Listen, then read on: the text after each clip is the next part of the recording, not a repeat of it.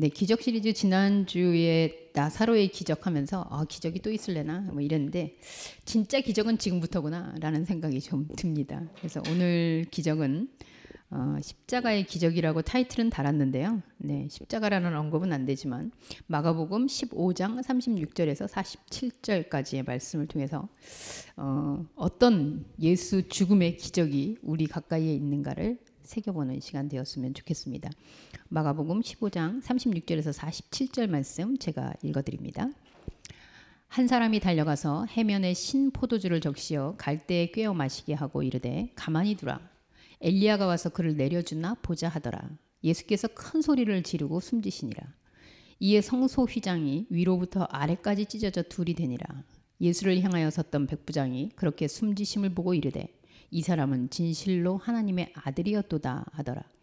멀리서 바라보는 여자들도 있었는데 그 중에 막달라 마리아와 또 작은 야고보와 요새의 어머니 마리아와 또 살로메가 있었으니 이들은 예수께서 갈릴리에 계실 때에 따르며 섬기던 자들이요 또 이 외에 예수와 함께 예루살렘에 올라온 여자들도 많이 있었더라.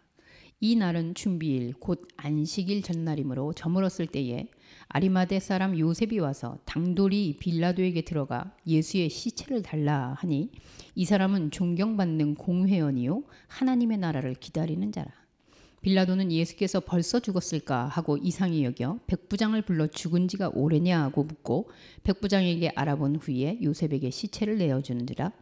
요셉이 세마포를 사서 예수를 내려다가 그것으로 싸서 바위 속에 판 무덤에 넣어두고 돌을 굴려 무덤 몸에 놓음에 막달라 마리아와 요새의 어머니 마리아가 예수 둔 곳을 보더라. 아멘. 네, 오늘 이 십자가의 기적이라는 예수 죽음을 놓고 일어나는 정황. 근데 그 정황 속에서도 이 예수의 죽음을 어떻게 바라보고 있는가라는 사람들의 시선을 좀 살펴보고자 합니다.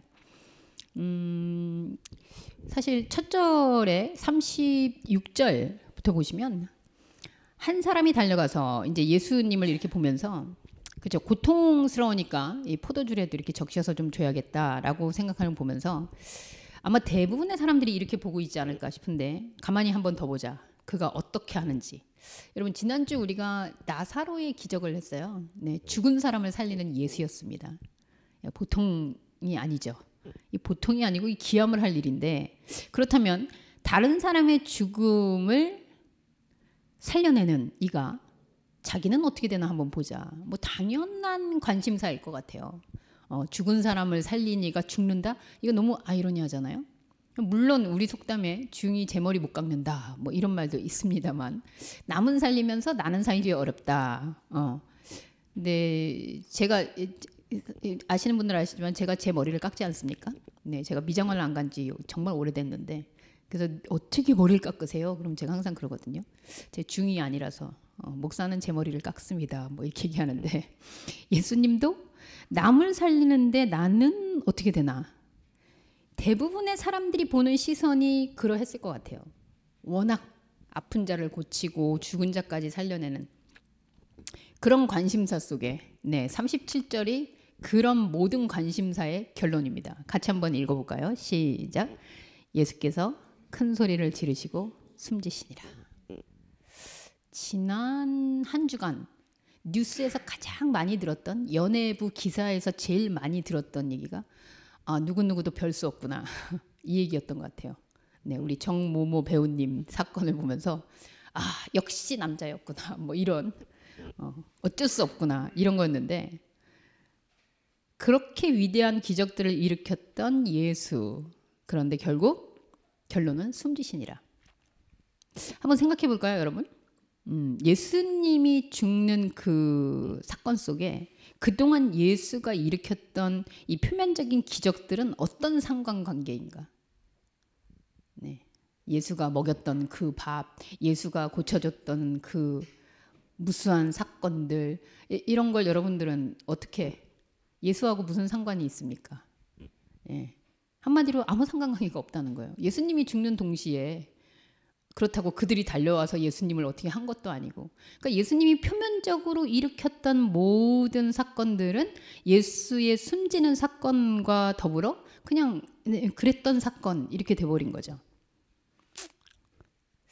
그런 가운데 오늘 기자는 예수님이 죽음 바로 직후 여기서 전제되는 건 이 부활에 대한 예고가 없다는 거예요. 그러니까 이 사건을 하면서 사람 마음속에 혹시라도 예수님이 나는 부활이요 생명이니 뭐 이렇게 했던 말을 기억하거나 아니면 예수님이 죽지만 사흘 후에 살아난다고 하셨지 이 기억을 하는 자가 있었다면 안 떠났겠죠. 근데 지금 아시다시피 제자들은 싹 다 가버렸잖아요. 여자들은 갈 데가 없어서 지금 여기 예수님 그동안 예수님만 보고 살았는데 어딜 가요? 근데 여자가 좀 의리 있지 않습니까? 주 목사님. 네. 예수님 죽었는데 옆에 안 남고 여자들만 지금 다 모여 있어요. 네. 이건 뭐 기록에 있는 사실이라 부인할 수가 없네요. 그만큼 여자들은 남자들은 직업을 놓고도 예수를 따랐다가 다시 갈 때라도 있는데 이 예수를 쫓았던 여자들은 돌아갈 데가 없는 것 같아요. 제가 볼 땐. 이런 상황 가운데서 오늘 기자는 38절에 좀 독특한 이야기를 합니다. 이거를 과연 본 사람이 있는가? 성소의 휘장이 위로부터 아래까지 찢겨졌다. 이 성소는 아마도 우리가 성소라고 이 당시에 떠올리면 예루살렘 성전이겠죠? 그리고 성소의 휘장은 어디에 있을까요? 인선님. 성소의 휘장은 어디에 쳐져 있을까요? 성소의 휘장 이 커튼이잖아요. 우린 여기 책장과 지금 여기 공간 사이에 우리는 쳐져 있습니다. 이 성소의 휘장은 어디에 있었을까요? 맨 앞에 뭐하고 뭐를 하느냐고 거기 이렇게 휘장을 냈을까요? 네, 나만 아는 척하려고 제가 성경에다가 적었습니다. 성소의 휘장은 출애굽기하고 레위기에 적혀 있어요. 그 성전을 만들면서 성막을 하면서 너는 휘장을 만들어라 해서 사실은 성소, 지성소 그러니까 법궤가 있고 하나님의 임재가 있다라고 하는 그 거기 사이와 이제 제사장 백성들이 있는 거기를 구분하는 이런 천이 있었던 거죠. 그래서 우리는 저쪽은 책 있는 쪽, 이쪽은 갤러리 우리가 이렇게 나눠놓은 것처럼 저 성소 안쪽 중에서도 휘장이 쳐져 있는 그 안쪽은 하나님의 임재가 있는 지성소 그리고 그 밖은 이제 성소 그 다음에 뭐 밖에 나가면 이방인의 뜰까지 이렇게 구분을 해놨단 말이죠. 근데 지금 그게 찢어져서 갈라졌다는 거예요. 이걸 진짜 누가 봤을까요? 나중에 누가 증언을 했을까요? 그런데 여기에 이 사건을 기록해 넣은 의도가 뭘까? 성소의 휘장은 도대체 왜 찢어지는 걸까? 이 찢어졌다는 것은 무슨 의미일까? 네, 여러분을 토론시키고 싶은 마음이 굴뚝 같지만 네, 오늘 이 예배 이후에 무슨 행사가 있는 것 같아서 제가 그냥 진행하도록 하겠습니다. 그렇다면 이 성소의 휘장이 찢어진 것이 예수 그리스도의 죽음과 더불어 일어난 사건을 봤을 때 애초부터 하나님이 이 성소의 휘장을 그러면 왜 치도록 했지? 그러니까 예수가 지금 결국은 죽음과 더불어 쫙 찢어졌다면 애초부터 이거 하나님이 그렇게 해라 그래 놓고 이게 왜 찢어지는 거지? 뭐 이런 의문을 우리는 가질 수 있을 것 같아요. 왜냐하면 이 찢어지는 게 결국 예수의 죽음과 함께 결말로 나왔다면 애초부터 이거는 찢어지는 게 맞다라고 봐야 되거든요. 그럼 이 휘장은 도대체 무슨 역할이었을까? 지성소는 하나님의 임재 공간, 이쪽은 예배드리는 인간의 공간. 기본적으로 얘기하면 하나님과 인간이 다르다라는 구분점이었겠죠. 그리고 여러분 아시지만 모세가 예전에 산에 올라갔다 내려왔을 때 그 얼굴빛이 너무 밝아가지고 사람들이 야야 저 빛 보다가 우리가 죽겠어. 하나님의 그 빛이 비쳐 가려. 뭐 이랬던 사건도 있거든요. 그래서 수건을 덮었다는 사건도 있었고요. 기본적으로 휘장이 하나님과 우리 사이를 치고 있다라는 건 보편적으로 얘기하면 거룩하게 구별을 해서 하나님을 함부로 그렇게 할 수 없다라고 배우는 게 일반적이지만 기본적으로는 하나님과 인간이 다름이 있구나. 그런데 무엇이 다를까? 하나님이 자신을 하나님으로서 자기가 인식하는 것과 인간이 하나님. 어쨌든 그 구분이 쭉 역사 속에 오면서 저기는 하나님이 임재하는 곳. 아무나 들어가면 안 되는 곳. 네, 제가 어렸을 때 사실 저는 교회에 피아노를 치고 싶어서 교회를 드나들기 시작했는데 교회가 좋아지고 교회에 그랜드 피아노가 들어오니까 못 치게 하더라고요. 이것은 성가대 반주자만, 지휘자만, 피아노가 고가가 될수록 더 그렇더라고요. 이 구별된 자만 쳐야 되는. 그래서 미안하지만 제가 이렇게 중고 피아노를 아무나 치게 해놓잖아요. 그건 그때 쌓였던 마음으로. 구별이에요. 이거 다름을. 네, 다름을 구분하는 거 맞습니다. 그런데 이 다름을 구분한다는 게 너희는 하나님과 다르니 하나님을 거룩하게 모시는 곳이야. 이게 아니라 인간이 생각하는 하나님과 하나님이 생각하는 하나님, 거기에 있는 갭, 그게 상징적으로 휘장으로 쳐 있다라는 생각이 들어요. 그렇다면 예수의 죽음과 함께 휘장이 찢어진 사건은 그 간격이 없어지는 사건이 될 수 있겠죠. 그 휘장이 찢어지면서 하면서 그동안은 가리지 않으면 이거 대면하면 나는 제사장도 아닌데 나 죽을 수 있었는데 하나님의 그 거룩함을 보면 나 죽는 거 아니야? 죽어야죠. 왜 죽어야 되는지는 좀 이따 얘기할게요. 어쨌든 이 휘장이 찢어지는 사건을 통해서 너희가 나와 다른 생각을 가지고 있다. 하나님에 대한 그리고 신에 대한. 그런데 이게 쪼개져서 둘로 나뉘었다. 언뜻 저는 여기서 공허와 흑암에 쌓여있던 그 혼합되어 있는 상태에서 하나님이 태초에 우리를 쪼개고 들어오는 사건, 그리고 구약에서 재물을 놓을 때 계속 각을 떠서 쪼개서 그리로 하나님의 불이 지나가게 하는 그 사건, 뭔가를 이렇게 분리하는 사건이 여기서 예수의 죽음과 함께 왔다. 과연 무엇을 분리하는 거였을까? 아마 여러분들은 제 언어를 알기 때문에 답을 아실 거예요. 현상으로 뒤섞여 있던, 그래서 하나님은 거룩해, 하나님은 우리가 범접할 수 없어, 이건 제사장이, 이건 목사님이, 이거는 기도로, 이거는 헌신으로, 이렇게 하나님의 세계를 뭔가 신성하다라고 계속 막을 쳐놓았던 그 막이 예수의 죽음, 인간에게 투사된 모든 기대해야 하는 그 하나님이 죽는 동시에 그렇게 덮고 있던 막이 벌어지는 거죠. 마치 태초에 하나님의 말씀이 들어오면서 바다와 묻이 나눠지고 해와 별이 나눠지고, 이 분리의 형상, 사실은 그 분리되는 게 구별이잖아요. 그 구별이 거룩이잖아요.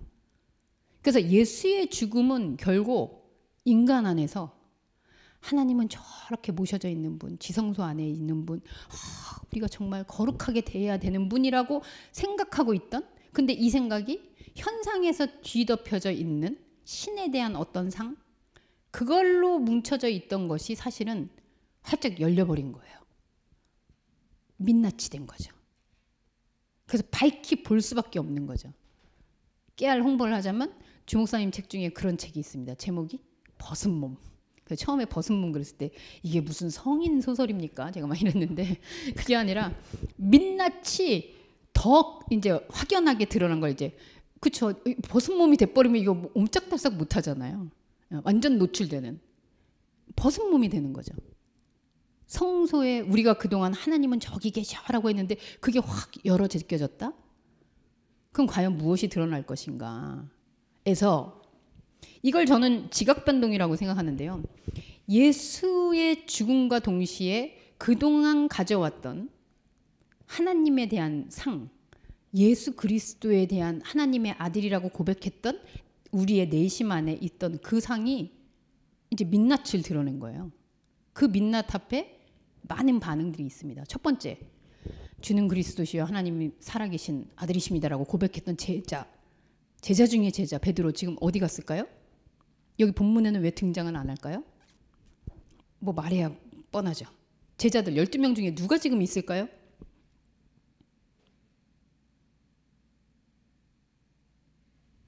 없잖아요. 반응이죠. 그럼 이들이 생각하는 예수는 누구였는지가 극명히 드러나잖아요. 뭐 그렇다고 그럼 여인들은 진심 알아서 그랬느냐? 여인들은 네, 갈 데가 없어요. 만약에 남자들처럼 집 버리고 돌아와서 예수를 쫓았더라면 집으로 돌아가도 아마 환영받기는 어려울 겁니다. 남자들은 그래 지금이라도 돌아왔으니 일이라도 해라 이러겠지만 그런 상황이에요. 그런데 이 상황에 이 기자는 엉뚱한 두 사람을 등장시키면서 예수 지금이 우리에게 어떤 의미인지를 해석해내고 있다라고 저는 보여져요. 그 인물이 누구냐? 네, 우리가 아까 본문에서 읽었던 여러분들이 그냥 듣느냐고 모를 수 있었겠지만 39절 같이 한번 읽어볼까요? 시작. 예수를 향하여 섰던 백부장이 그렇게 숨지심을 보고 이르되 이 사람은 진실로 하나님의 아들이었더라 하더라. 근데 이름도 없는데 어쨌든 백부장이에요. 백부장이면 우리 종종 백부장 등장했습니다만, 네, 현실적으로 뭐 백부장 정도면 그 성경상으로 봤을 때, 네, 주목사님 찬스, 백부장 잘 먹고 잘 사는 사람이죠.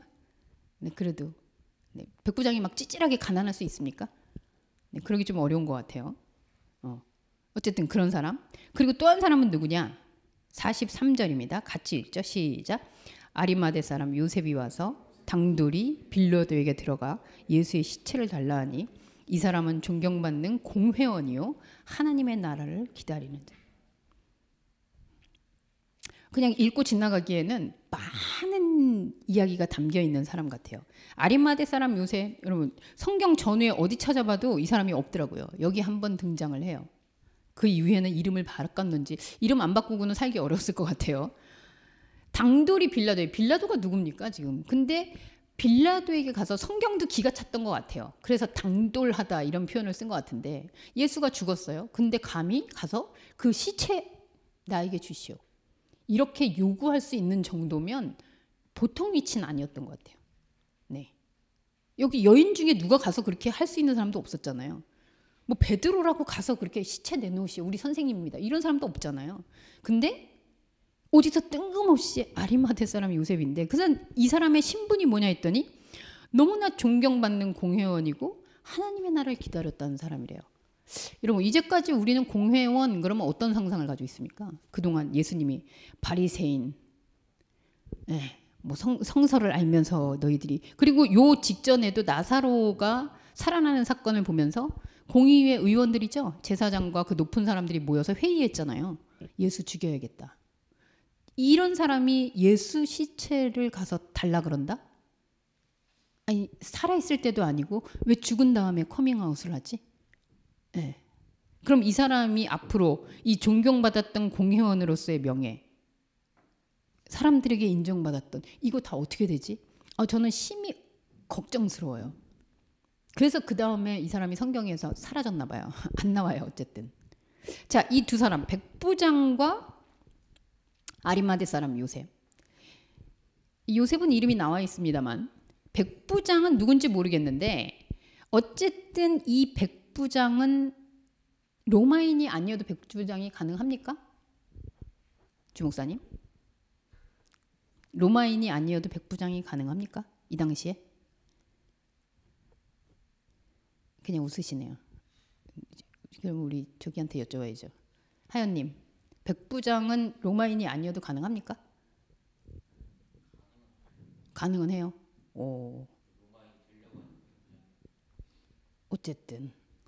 근데 우리는 보통 백부장 그러면 이제 어쨌든 이 이스라엘 소속으로 있으면 글쎄 그럼 그 듀얼 시민권자였을까요? 뭐 하여튼 이 백부장 로마의 군인 제도 하에서 지금 백부장 역할을 하고 있는 게 아닌가라는 생각이 드는데 그냥 키워드를 정한다면 저는 그런 생각이 들었어요.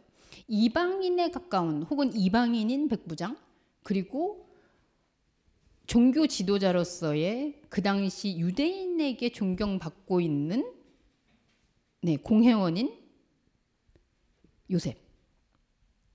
이 두 사람을 딱 놓고 보니 이방인 그리고 신앙인 중에 신앙인. 여러분 잘 아는 이름이 하나 떠오르지 않습니까? 떠오르는 사람 없으니까. 이방인의 사도 누굽니까? 이방인을 위한 사도 바울. 바리새인 중에 바리새인, 공회원 중에 공회원, 바울이 떠오르지 않습니까? 사실 저는 이걸 읽으면서 예수님이 왜 바울 찾아갔지? 아니 그 많은 사람 중에 왜 하필이면 바울이지? 저는 늘 의문을 가지고 있었거든요. 그래서 바울이 글을 잘 썼을 것이다. 어쨌든 설마 그런 걸 보고 진짜? 이렇게 늘 의문을 품었는데 이 백부장과 요셉이라는 인물을 가만히 보니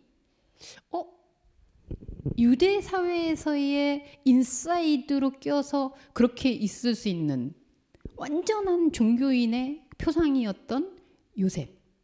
그리고 어떻게 보면 그쵸, 아까 얘기한 대로 전도사님이 얘기한 대로 로마인이든지 아니면 로마인이 되고자 했던 사람, 이방인으로서의 백부장. 이 두 키워드가 예수의 죽음 앞에 다 도망가고 아무도 이 예수의 죽음이 무엇인지 의미 못할 때 고백을 한다는 거예요. 어떻게 고백? 백부장은 진실로 하나님의 아들이었도다. 어떤 근거로? 예수가 죽었는데 그 죽음을 이 앞에서 목격한 이 사람은 어떻게 해서 진짜 하나님의 아들이었네.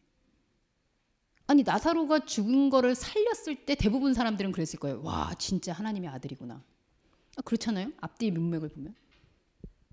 근데 예를 들면 이럽시다. 제가 지금 그럴 일은 없지만 우리 혜진은 서울대에서 일을 하고 있습니다만 제가 서울대를 지원했어요. 그래서 제가 서울대를 딱 붙었어요. 그러면 이러는 거죠. 주변에서. 역시 하나님의 사람은 다르구나. 근데 제가 떨어졌어요. 그런데 제가 하나님은 정말 하나님이시구나. 이 말은 뭘까요?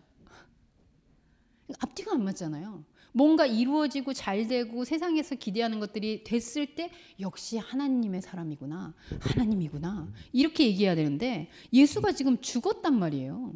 그럼 이 백부장한테만 나 사흘 후에 살아날게. 이것도 아니잖아요. 그런데 정말 하나님이었네. 정말 하나님의 아들이네. 요셉은요. 아니 이제까지 잘 참고 있다가 예수가 지금 죽었는데 왜 와서 시체를 달라 그래가지고 자기가 예수를 향해서 어쨌든 이게 예의가 됐든 뭐가 됐든 왜 사람들에게 종교사회에서 지탄받을 일을 이 사람들은 하고 있는 걸까요? 저는 이게 결과가 어떤지 간에 이 사람들이 어떤 의미를 가졌던지 간에 이게 예수의 죽음 이후 가장 큰 기적이라는 생각이 들어요. 자기가 그동안 누리고 있던 게 다 없어져 버리는 그 상태를 스스로 고백하고 있는 백부장, 그거를 몸소 보여주고 있는 요셉. 그러면 예수가 죽는 사건이 저는 휘장이 찢어지는 사건을 통해서 우리에게 새로운 창조, 쪼개고 들어오는 하나님의 말씀의 세계, 엔 아르케라고 하나요? 태초의 새로운 사건, 예수의 죽음으로 인해서 지각변동이 일어나는 사람들은 가장 큰 지진을 맞이하는 사람들은 제자들이죠. 그동안 기대하고 쫓아다니고 추종하고 다 투자하고 했는데 이 기반이 완전히 다 무산돼 버렸잖아요. 이런 지진이 어디 있습니까? 정말 지진, 번개, 우박 막 이런 거죠. 그래서 그들은 너무나 낙심하고 이제 갈 길을 잃고 자기들도 받을 공격을 대비하면서 도망갔어요. 그런데 가만히 있으면 속으로만 생각해서 될 사람들이 이 백부장과 아리마대 사람 요셉은 갑자기 예수의 죽음에 대해서 그 지각변동에서 고백을 한단 말이죠. 나 그리고 진정한 이분이 하나님의 아들이었구나. 근데 그 시체라도 갖다 모셔서. 자, 근데 이 두 사람의 행동과 고백에 공통점이 있어요. 뭘까요? 예수가 죽었다는 사실을 가장 가까이서 확인한 사람들이라는 거죠. 제자들 중에는 어쩌면 예수가 죽은 거를 끝까지 목격도 못하고 막 도망간 사람도 있었을 것 같고요. 예수의 죽음을 너무나 그 앞에서 확실하게 대면한 사람들이라는 거죠. 시체로 확인하고 그의 죽음을 보면서 야 정말 죽어. 아마 뒤에 나오는 백부장, 이 죽음을 확인해주는 백부장이 앞에 있는 백부장하고 동일하지 않을까라고 저는 추측이 돼요. 왜냐면 이 사람이 그렇게 숨지는 걸 앞에서 봤다라는 얘기를 봤을 때 이 백부장은 예수의 숨 끊어짐을 가장 먼저 목격한 사람. 그리고 그 시체를 가져가서 정말 예수가 죽었다는, 현실적으로 죽었다는 사실을 확인한 요셉. 이 두 사람의 공통점은 예수의 죽음을 부인할 수 없는 현상적 죽음을 대면했다는 거죠. 이 죽음을 대면했다라는 게 어떤 이유일까? 아까 제가 사도 바울의 얘기를 했는데요. 바울이 예수님이 바울 앞에서 나타났을 때 그런 얘기 하셨거든요. 사울아 사울아 네가 왜 나를 죽이려고 하느냐. 네. 바울은 예수님을 죽이려고 한 적이 전혀 없었는데 한마디로 바울이 꼬꾸라지는 데 있어서 예수를 죽인다고? 뭐 이게 살인이냐 아니냐 이런 걸 떠나서 예수의 죽음을 대면하는 사건이 거기 있었다는 거죠. 그러면서 바울의 인생에도 지각 변동이 옵니다. 자, 바울을 계속 비교해서 좀 얘기해 볼게요. 왜냐하면 이방인 백부장, 종교 지도자였던 공의회원 중에 존경받는 종교인이었던 요셉. 바울도 사실 바울이 그렇다면 이방인을 위해서 나는 부르심을 받았다라고 했을 때 정말 외국인 선교사가 되라는 뜻이었냐. 왜냐하면 오늘도 우리가 죽음을, 예수의 죽음을 인식한다는 것은 과연 어떤 의미일까? 라고 생각할 때 이방인을 위한 부르심은 도대체 뭘까?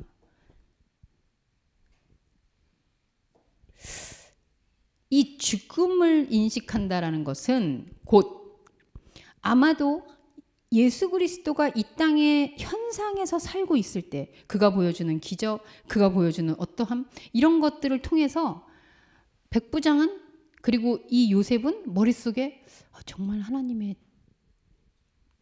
하나님이신가? 하나님의 현현인가? 메시아인가? 하나님의 자녀인가? 이런 말씀을 들으면서 오는 의구심이 있었던 것 같아요. 이 말은 뭐냐면요, 여러분. 우리가 신앙생활하면서 뭐 여러분도 그렇지 않습니까? 내가 노력도 안 했는데 어쩌다가 정말 뜻밖의 네, 여기서 또 우리 주목사님 얘기 안 할 수가 없네요. 디즈니 플러스에서 전 세계 1등 했다고. 네, 페북에서 보고 축하드립니다. 네, 하나님의 축복일까요? 네. 아니 이렇게 되면 목사님이 그렇게 됐으니까 이야 하나님은 역시 이렇게 헷갈릴 수 있단 말이에요. 근데 예수가 죽어버렸어. 더 이상 목사 안 한대. 그럼 그 다음에 일어나는 일들은요. 한마디로 예수가 이 땅에 있을 때에는 현상과 뒤섞여서 현상에 어떤 일이 일어나고 안 일어나는 게 예수님이 해주셨나? 이게 우리가 이렇게 예수에게 먹었나? 기적인가? 저게 진짜 하나님의 뜻인가? 하나님은 저렇게 움직이시나? 이런 헷갈림이 있을 수 있는데 이제 예수가 죽었어요. 끝났어요. 그러면 더 이상 예수가 보여주는 현상 세계에 게 없잖아요. 그게 완전 단절됐잖아요. 근데 이들이 지금 진짜 메시아였구나. 진짜 하나님의 자녀. 진짜 하나님의 아들이었구나. 그리고 진짜 이 사람이 하나님의 나라를 오게 하는 분이었구나. 왜? 공의회 같은 경우는 하나님의 나라를 간절히 기다리던 자였거든요. 하나님의 나라를 발견한 거거든요. 왜 예수의 죽음과 더불어 이들은 이 세상에 대해서 그 뒷일은 걱정을 안 하고 예수가 살아있을 때 자기가 가졌던 배 다 내려놓고 재산 다 생각 안 하고 그런 것들 뒤로 하고 예수에게 쫓았던 인물들은 예수가 죽음과 동시에 다시 그곳으로 돌아갔어요. 왜냐하면 이거보다는 이거에 투자하는 게 낫다라고 생각하니까 그걸 왔는데 예수가 없어지면서 다 무너진 거죠. 근데 오히려 이들은 가지고 있던 자들이었어요. 근데 예수의 죽음과 함께 그것들을 뒤로 생각하고 예수의 시체를 가져가고 정말 하나님의 자녀였구나 고백을 하고 이 완전 거꾸로잖아요. 과연 이들은 무엇을 본 걸까요? 그리고 만약 우리가 오늘 볼 게 있다면 예수의 죽음을 통해서 이 지점을 우리도 보게 될 거예요. 예수의 죽음을 생각한다는 건 십자가 위에서 내 죄를 위해서 막 돌아가셨고 여러분 저는 정말 우리 아티교인들한테 당부하는데 본인 죄는 본인이 담당하세요. 네, 본인이 사고 일으키면 본인이 해결하세요. 그 예수님한테 전가해서 나를 위해 알고도 지은 죄 모르고도 지은 죄, 여러분 그냥 아는 죄만 회개하고 사람들한테 사과하고 이제 그렇게 살면 좋겠어요. 그 예수님한테 다 전가해 놓고 나는 죄사함을 받았습니다, 이러지 않았으면 좋겠어요. 내가 잘못한 건 내가 잘못한 걸로 회개하면 좋겠어요. 뭐 그런 사람은 없겠지만 어쨌든, 그래서 이들이 지금 예수의 죽음과 함께 이들에게 찾아온 것은 지각변동. 어떤 지각변동? 현상에 예수가 더 이상 있지 않다. 그 즉슨 현상에 예수라고 이름 붙일 수 있는 게 없구나. 그럼 이 말을 들으면 극명하게 나뉘겠죠. 실망해서 내가 그동안 했던 것 다 잃어버렸네 하고 돌아갈 사람, 자유함을 얻어서 그동안 헷갈렸는데 하나님은 이 차원이 아니었구나, 이분이 현상에 먹여주고 살려주고 고쳐주고 하는 그거가 이분의 본질이 아니었구나, 그래서 나는 이제 더 이상 현상에 대하고선 하나님이냐 아니냐를 고민할 필요가 없어졌구나, 이 자유를 얻느냐. 저는 이렇게 극명하게 나뉜다고 봐요. 그래서 바울 생각해 보세요. 예수의 죽음을 직면한 바울. 그래서 나는 그동안 쌓아온 걸 다 배설물로 여긴다. 그리고 뭐 했어요? 텐트 메이커 했잖아요. 그동안 공의원에서 아마 그 월급 받고 살았겠죠, 종교 지도자로. 근데 자기가 텐트 만들잖아요. 현상은 현상이구나, 밥 벌어먹는 건 내가 해야 되겠구나. 그런데 이방인에게 복음을 전한다는 거는 외국인 찾아다닌다는 그런 얘기가 아니라 그동안 내가 하나님의 세계를 그리고 이런 분이 하나님이야, 그래서 휘장을 감춰놓고 거룩한 하나님이라고 생각하던 그 마음이 하나님 입장에서는 미안하지만 소통 안 되는 이방인이었던 거죠. 이해되세요? 네, 이방인이었던 거죠. 그리고 내가 외국인이 되고 싶었던 거죠. 그런 언어를 쓰며. 근데 더 이상 그게 없어졌어요. 그렇죠. 우리 AI 통역기 나오니까 이제 뭐 어디나 막 예약하고 막 이러잖아요. 네, 더 이상 그 휘장 안에 있는 하나님이 아니었구나라는 걸 아는 순간 이 세상에 눈치 볼 게 없어지는 자유함이 오는 거죠. 그래서 빌라도냐 아니냐, 내가 시체를 가져다가 모시냐 안 모시냐, 이걸 모셨냐 안 모셨냐의 충성심이 아니라 내가 그렇게 해도 그래, 공의원에서 탈락이야? 이제까지 공의원으로 내가 살아왔는데 그걸 유지하는 게 하나님의 나라가 오는 게 아니었구나, 이게 너무 분명해지는 순간 그거는 저 뒤로 가는 거죠. 뭐 용감무쌍해서 하나님에게 충성을, 죽었는데도 충성을. 우리는 솔직히 예수님이 사흘에 이렇게 부활했다는 걸 알기 때문에 이들이 부활을 기다리고 어쩌고 이럴 수 있는데요, 이때는 예수님이 다시 살아난다는 보장이 없잖아요. 그런 가운데 자기의 전부를 버린 거거든요. 예수에게 모든 걸 버리고 쫓았지만 그 차원이 다른 거거든요. 저는 이들의 위대함을 얘기하라는 게 아니고 결론을 정리해 볼게요.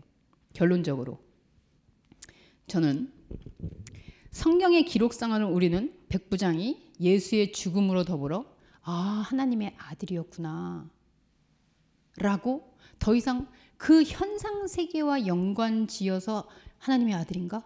살리나? 죽이나? 고치나? 먹이나? 이런 걸 통해서 하나님의 아들이구나 라는 게 아니라 그게 다 사라졌는데 진짜 하나님의 아들이구나 라고 고백하는 백부장이 있었다가 아니라 그걸 오늘 우리가 고백하면 우리가 백부장이라는 거죠. 성경은 옛날에 백부장이 예수님이 죽었는데 이렇게 고백했습니다를 기록하는 데 의미가 있는 게 아니라 예수의 죽음을 통해 예수가 현상 세계를 구원하는, 현상에서 뭔가를 해결해 주는 그런 하나님이 아니었구나라는 걸 고백하는 자마다 백부장이라는 거죠. 그럼 그 백부장이 되는 순간 이방인이었던 신분이 하나님은 저쪽에 다가가야지 했던 그 이방인이었던 하나님과 외국인처럼 있었던 내 존재가 그 휘장이 거치고 하나가 되는 그 세계로 들어가는 게 백부장이라는 거죠. 요셉은요, 예수가 그런 존재가 아니었구나, 진짜 내가 하나님의 나라를 이렇게 간절히 기다렸는데 현상에서 그렇게 하는 게 아니었구나. 그리고 예수 죽음을, 그 시체를 그 죽음을 직면하는, 대면하는, 그럼 이 사람 안에서는 어떤 일이 일어났을까요? 예수의 시체를 보는 것이 이들에게는 자기들 안에서의 하나님이, 진짜 하나님이 부활하는 순간이잖아요. 그죠? 여러분, 부활은 죽음을 전제로 합니다. 죽지 않았는데 부활이란 말 안 쓰잖아요. 안 죽었는데 무슨 부활이에요? 그래서 예수의 죽음을 대면한 사람이 아니라면 부활하셨네? 고백할 수 없어요. 그리고 부활할 거니까 내가 잘해야지 할 수 없어요. 부활은 죽음을 직면해서 처절한 죽음으로 끝난 사람만이 내가 부활을 가져오는 게 아니라 그가 부활했을 때 놀래 자빠져서 좋아하는 거예요. 이 사람에게 평생 존경받으면서 평생 그렇게 율법을 연구하면서 하나님의 나라를 기다렸던 이 사람에게 죽은 시체가 하나님이셨다라는 사실을, 그 죽음을 내가 대면하는 것이, 그 이유를 생각하지는 않았겠죠. 그런데 이 사람의 이름이 여기 기록됐다면 오늘 예수의 죽음을 직면하고 그 시체를, 아, 내가 바라보고 내가 투사하려던 예수는 이렇게 죽는 거구나 라고 대면하는 자가 아리마대 요셉이죠. 옛날에 백부장이랑 아리마대 요셉이 이렇게 했답니다가 아니라 오늘 우리가 예수 죽음을 통해서 그렇게 인식하고 있다면 내가 백부장이고 내가 아리마대 요셉이고, 이미 부활은 여기에서 있었어요. 죽은 후 3일 후에 나타난 예수, 제자들도 못 알아보잖아요. 그때 가서 죽음을 대면하잖아요. 진짜로 죽었던 거 맞나? 부활은 우리가 하는 건 부활을 끄집어내서 예수 부활하셨네를 외치는 게 아니라 내 안에서 예수의 죽음이 적나라하지만 민낯을 넘어 벗은 몸이 되지만 대면되는 거예요. 내가 기대하고 내가 생각하고 내가 쫓아다니고 싶고 나를 일으켜주고 나를 고쳐주고 나를 살려줄 그 예수가 현상에서는 없구나, 죽는 거구나. 이 고백이 되는 순간이 우리 안에 진짜 하나님이 부활할 수 있는 터전이 되는 거죠. 그래서 부활은 내가 일으켜 세우는 게 아니라 부활의 아침이 오는 거겠죠.